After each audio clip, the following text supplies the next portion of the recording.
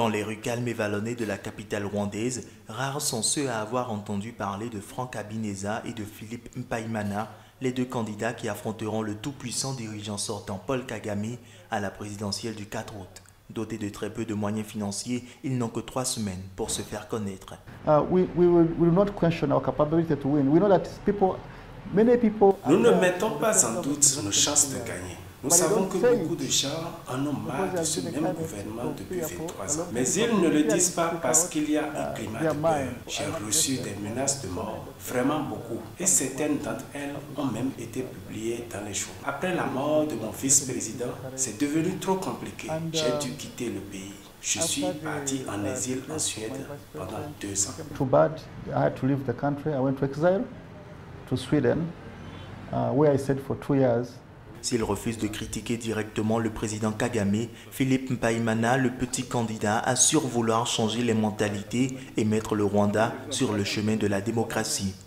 Je n'ai aucune alliance avec le régime en place et le fait qu'ils ont osé m'accepter, c'est-à-dire qu'ils s'apprêtent à m'écouter, à laisser qu'il y ait la discussion entre un citoyen et les citoyens. La campagne électorale bat son plein et face à un parti au pouvoir hégémonique, la tâche semble insurmontable.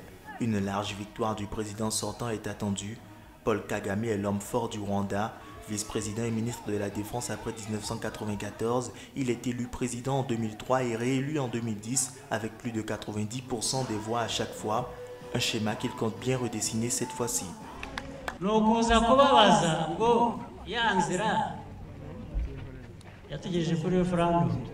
Je suis venu vous demander si vous êtes encore sur la voie qui a conduit au référendum et à ses résultats.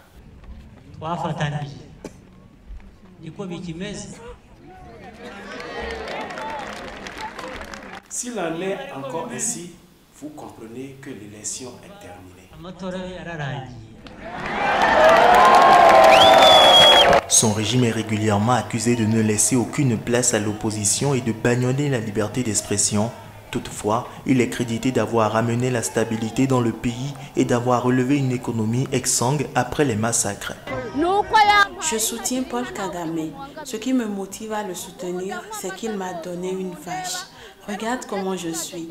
Je bois du lait. Je suis en bonne forme. On n'en a pas du tout marre d'avoir le même président depuis 23 ans. Nous sommes fiers. On veut toujours rester avec le même. Pour un journaliste rwandais ouvertement critique, ces candidats ne sont qu'une opposition de façade à destination de la communauté internationale. Selon lui, ce n'est pas une élection, mais un couronnement pour le président Kagame.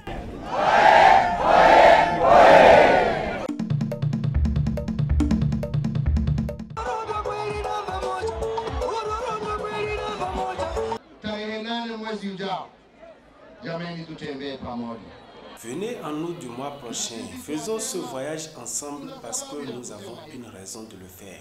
Nous savons qu'au cours des 4 dernières années, nous avons enregistré d'énormes succès pour les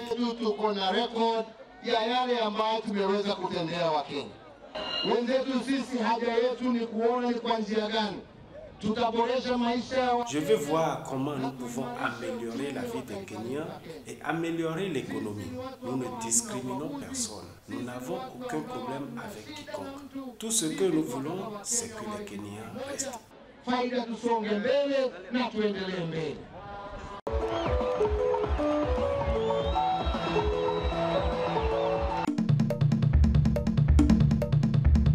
A lot has changed since previous elections that have left. Beaucoup de choses ont changé depuis les dernières élections qui avaient laissé des cicatrices. La nouvelle constitution veut garantir l'équilibre entre les pouvoirs, inclure les minorités. Elle voit, je cite, la participation populaire comme une valeur et comprend des clauses importantes sur l'inclusion des femmes. Ce sera un moment clé pour voir comment les clauses prévues dans la constitution seront mises en pratique. Ce n'est pas un secret. Il y a des inquiétudes face à de possibles violences. Ce n'est pas inévitable. Il est évident que cela créerait une situation dans laquelle tout le monde est perdant. Il est de la responsabilité de tout un chacun de garantir à tous le droit de voter en son âme et conscience et de pouvoir le faire en sécurité. Mais cette responsabilité est proportionnelle à l'influence des différents acteurs dans l'élection de 2017. En retour, il est de notre responsabilité que la mission d'observation de l'UE soit une évaluation juste et impartiale du processus et de garantir le droit politique et l'intégrité des individus. Le fait que l'UE ait voulu déployer une telle mission est la preuve de l'importance du scrutin du 8 août. The fact that the EU has sought to deploy such a large mission is testimony to the significance of the August 8th elections.